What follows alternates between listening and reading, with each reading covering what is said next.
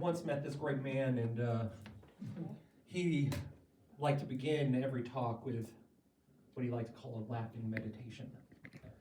And this is totally from the left of what I was going to talk about. Well, I'll get back into that, but I would like to begin with a laughing meditation. You might want to turn off the mic.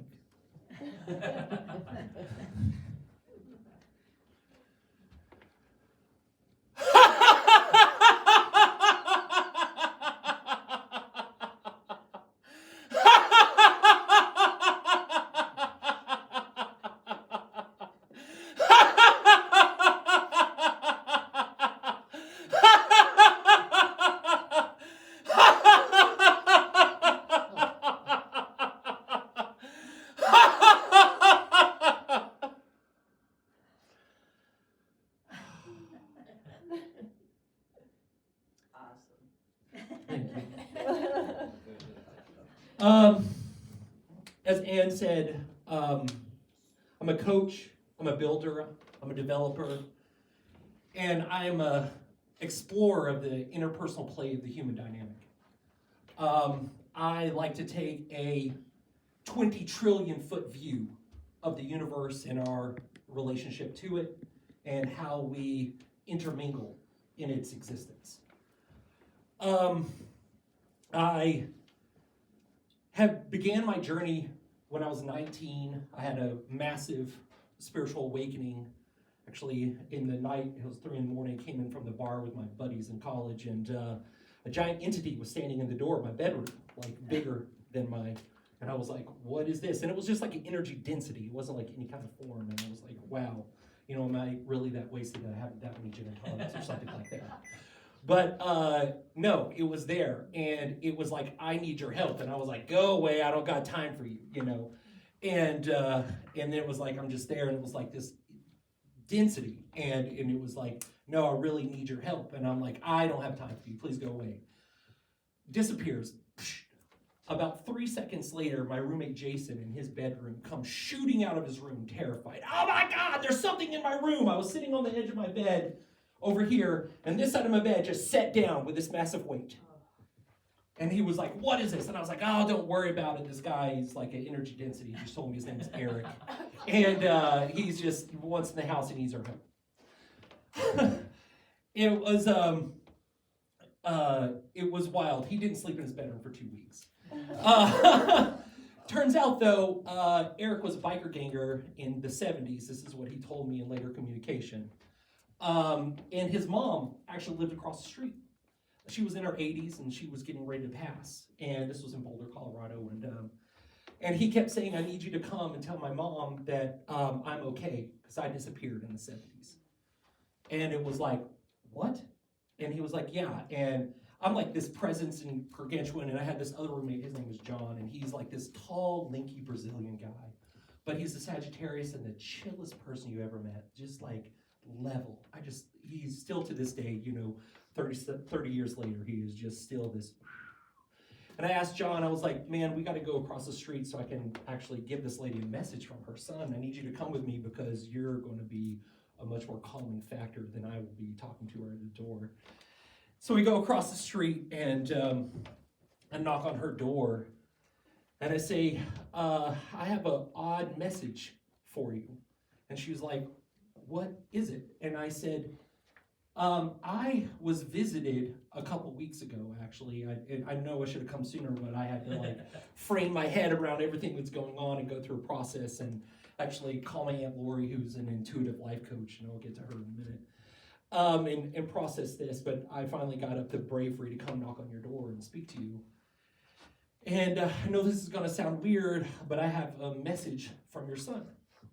And she was like, what? And she shut the door.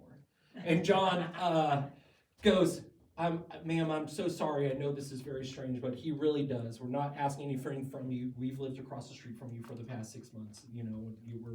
We're good people. And she opens the door a little bit, and she was like, what is it? And I was like, so was your son like a large, like let's say 6'4"-ish, bigger than me kind of guy? And she was like, yes, he was. How do you know this? And I said, can I get to that in a second? But was he like troubled, like a teenager, and then left maybe with a biker gang or something like this in the 70s? And she was like, yes, he was. And I said, okay, I think I have a message. And she was like, can you come in? Because she was like shaky that I just like said those two things. And we came in and we sat down in her living room, and Eric came right back in. And I was like, what are we here for? And she goes, what are you here for? And he just said, Mom, I know you're towards the end of your life. She was, I think, 86 at this time. And I've been walking the street for decades, actually. And this light showed up across the street, and it was my way in to come and talk to you. And I was like, okay, this is what I'm hearing, and this is what I'm telling her. And I'm like hearing this for the first time too, so I'm processing and shaky. And she was like, wow. She goes, my son's been missing for 30 years, and or 20 years. This was late 90s. And I'm like, well, he's still missing. He says his body, he was killed. He was murdered. And they put his body out in the field somewhere. But he's came back here after his life, and he's just been roaming the street protecting you, because this is where he knows how to be. And she was like, what? And I was like, so you don't need to seek anymore. He's here. His body's there, but he's here. And she was like, what else is there? And I was like, that's all he wants you to know, that he's just been here, and he'll be here after you, and you guys will rejoin later. He dematerializes. That's the last I ever saw Eric. So I call my aunt. She's not my real aunt, but she's an intuitive life coach, and I tell her what happens, and she goes, great, it's time for you to wake. And I was like, what does that mean? She was like, I'm going to attune you and tune you in and open you up to your real ability. Because we all start intuitive, or with empathy. That's like step one of your psychic journey. It's just intuition. Because we are vibrational beings, emotions are vibrations, and all our brain is a frequency translator. Light waves, sound waves, touch, sensation, all this kind of stuff. And we see everything kind of like in a spectrum. Right now, we see ultraviolet light, or red light, white light, blue light, all this kind of stuff, and it's in the spectrum, But with training, you can open that up just a little bit. But even if it's opened 0.01%, that's infinity. That's so much data. That's so much, right? That's so much like different spectrums and layers to the universe at 0.01. And you could even do that further out, 0.0000001, still infinity. So she goes, I'm waking you up. And I'm like, okay, do I need to come to your house? She lived in Boulder too, and that's where her clients would fly in and come see her and stuff like that. And she was like, nope, we're doing it on the phone. And I'm like, okay. We do a little meditation work, ground myself down, invite the light in, ground it to the core of the earth. And she asked my guides to come in. I meet two. Galileo and Cameron. A Raphael and a Gabriel guide. It's a hierarchy of the archangels. Which also are legion. They're not individual, they're legion. It's a vibration. It's all a vibration. And so that's what you're tuning to when they say I channel as a divine light channel. Maybe I should have said that too. I'm tuning in to a frequency of a vibration, just through training, and through learning that sensation and intuition. And we're like, where does radical forgiveness come in for this? I'm getting there. So I go on this quest, and I spent 5 years training with her. 5 years. Firstly, training to decipher light from dark. Because the best deceiver of light is dark. And that's what you have to do.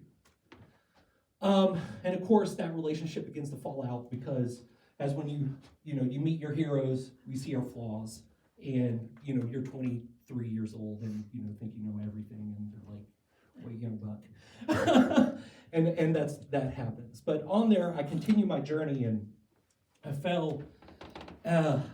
left Colorado, and I actually moved here for a little bit, and then moved here, and I went to grad school in the Bay. But in that time, I found, the first person I loved, and we went into a relationship, and that became extremely violently dysfunctional. I met this woman, and in a couple years in a relationship, she started drinking really heavily. And then in the middle of the night, just started violently hitting me. And I'm big, and I didn't know what to do. And that started breaking me over and over again. That just started breaking me. Would hit me with a chair or a glass. Would hit me with a cord from like an iron. And I took it over and over again. I took on that burden, that pain. And I had all this training. I went to school for psychology, studied behavioral science, did all this stuff, built algorithms for predictive models, all this kind of stuff. But I couldn't handle. Even from there, we were doing this program with these amazing teachers, Rama Jochest Vernon and her husband, Max Laughter, who actually taught me that laughing meditation, and he's one of the heads of Unity Church. He's now passed away. They negotiated the nuclear arms reduction treaty between the United States and Russia during the fall of the Soviet Union. They made sure all the nuclear arms from those rogue states during that time stayed under the government of Russia, instead of with Georgia or all the other Slavic countries that are there now that they have nuclear arms. And they taught that process through holding space. Rama was a voice yogi. She did, whoa, I can't do it, but it was amazing. She is now passed too. And they would go in and they would have a castle. They did this at a castle in Georgia.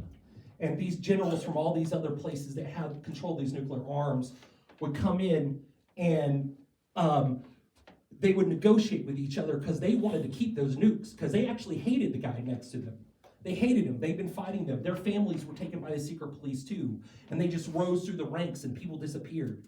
And they would hold space for these men that actually hated each other because this man killed his brother.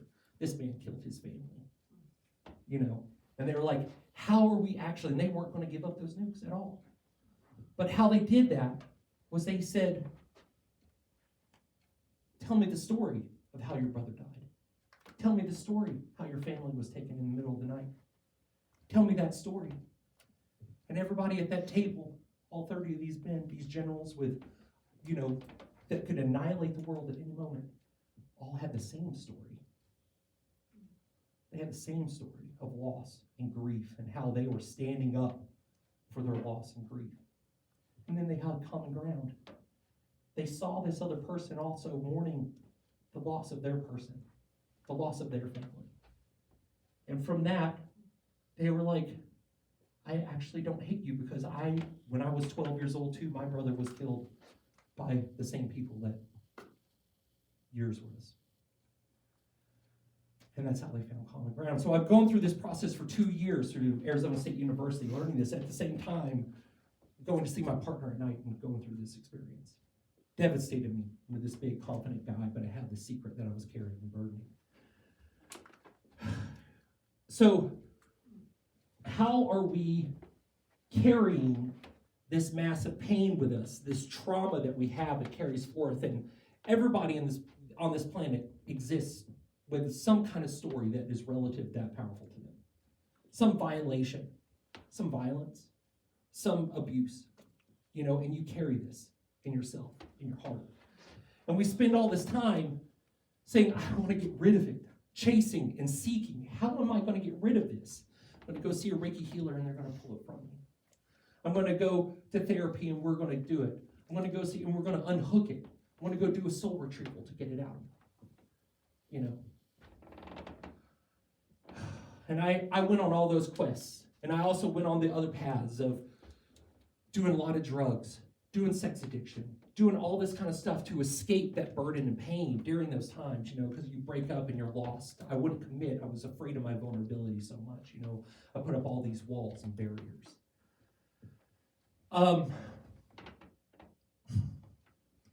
And again, where do we go? And about, I think I was 33, somewhere almost, let's say 6-7 years later, 8 years later, I met this incredible doctor. His name was Dr. Vizard, psychologist, 6'9".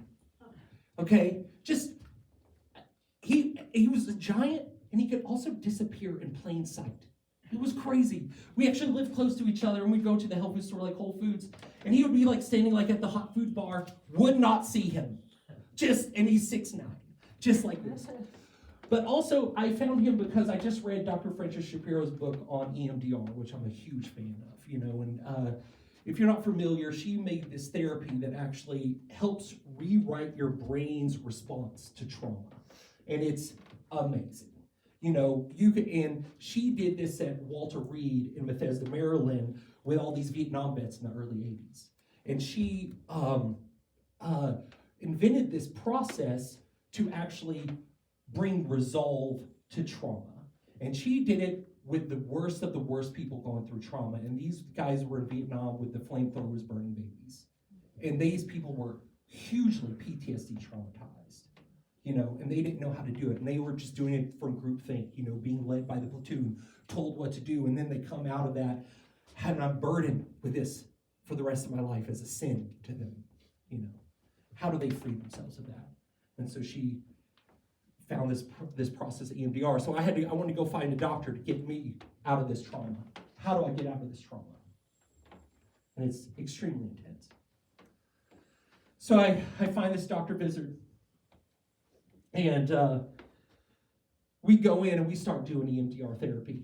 With the EMDR therapy, we're doing a little hypnosis and things like this. And then one day he goes, hey, I want to combine something else. There's this other great guy, his name's Colin Tipping. And Colin Tipping invented this meditation, and it's called radical forgiveness. What radical forgiveness is, we're no longer trying to get our trauma out. We're no longer trying to do it out. Because quantum physics actually says you can't get energy out of you, it is you. Through the whole cycles of the universe, every energy is you. Our atoms have been in existence for the entire existence of the universe. Energy isn't created or destroyed, it's only transferred. You're 7 billion years old too, and exactly. And every few years, every atom in your entire body exchanges with every piece of matter around you. That's why you feel you're of it, because you are it. It's just bouncing off one electron, whoop, another electron, whoop, right into you. Trillions and trillions of times, because we're made up of trillions and trillions of these things.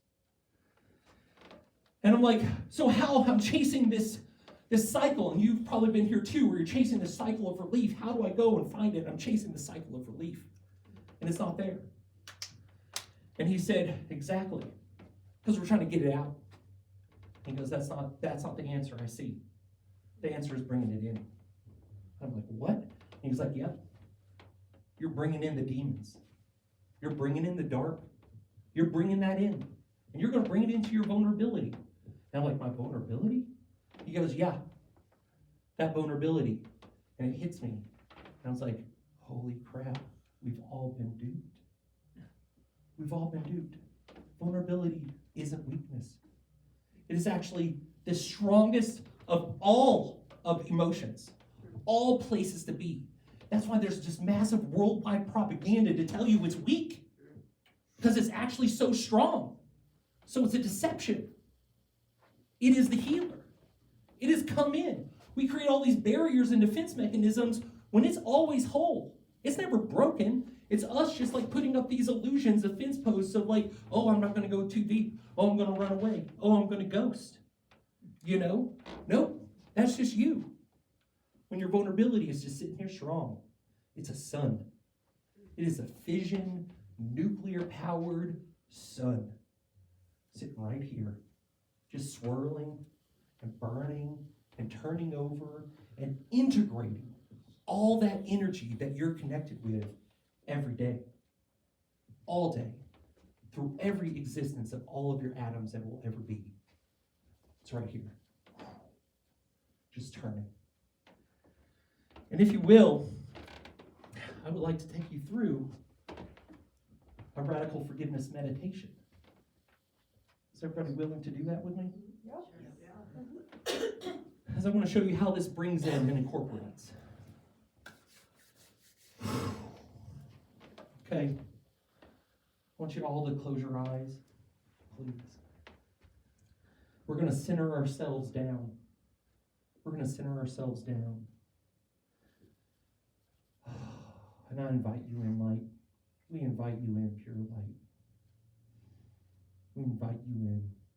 We invite you in to ground us down into our feet, into the earth, connecting us all.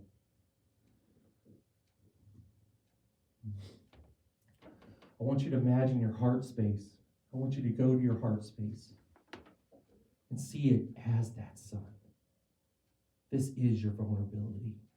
See your heart space as this sun. Turning and turning over and over again. The nuclear explosions that is it of the gases of Osset, of that outcast of that sun, just the red flame, the orange, the yellow, all of it. This is you. This is your heart. This is your vulnerability. Fission, nuclear powered vulnerability. Then I would ask you to call forth in your mind one regret, just one, something that has been there, something you didn't say, something that happened that has been just buried there and in the darkness. And it might find you say, I don't want to go. And it's okay. Tell it, hi, I see you there. I see you there. And I invite you forward. I no longer bury you back there. You come forward. I see you. And I love you. And I know that's pain. I know it. When it comes forward, I want you to imagine your son reaching up with arms, its flames reaching up into your mind and embracing that thought. Embrace that thought.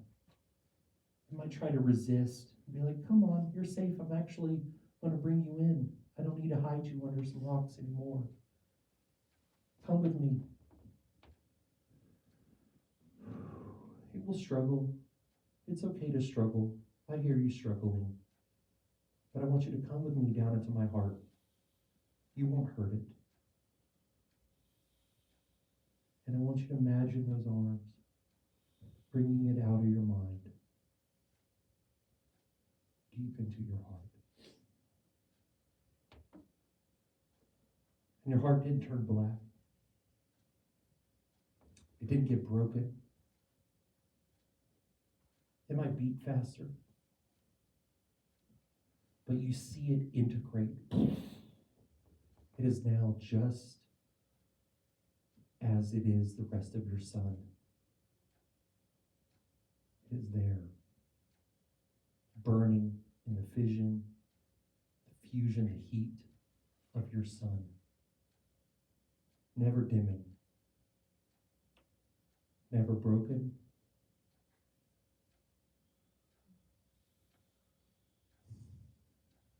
It is there to live with you in love.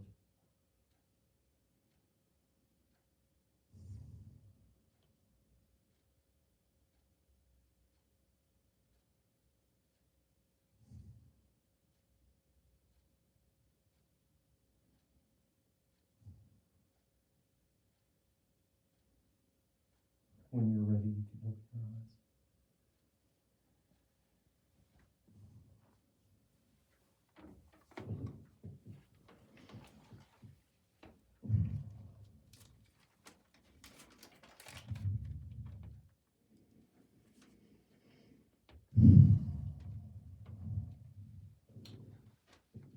Forgiveness is not a moral act. It's a liberation ritual. You're not doing good by somebody else by you forgiving them. You're doing good by you. It's your ritual. It's your process. It's yours. It's your journey.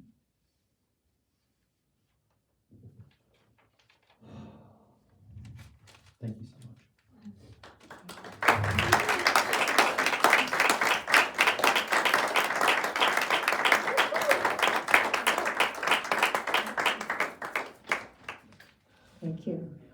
great. Radical forgiveness. I think the hardest thing is forgiving ourselves, right? I think it's easier to forgive others, but to forgive ourselves. P.S. Can I give a little P.S.? I'm sorry. This brings up something else. Sure. This brings up, there's instructions to this. One thing at a time. Don't do your whole life at once. It's a practice. It's a practice. One thing at a time. Yeah. Not the whole buffet. You don't become a Kung Fu master in a day. You practice. You don't. And that's it. We call up one thought, one moment, one emotion from that moment into that place. One thing at a time. And that's the journey. Thank you. Yeah. Thank you. Thank you.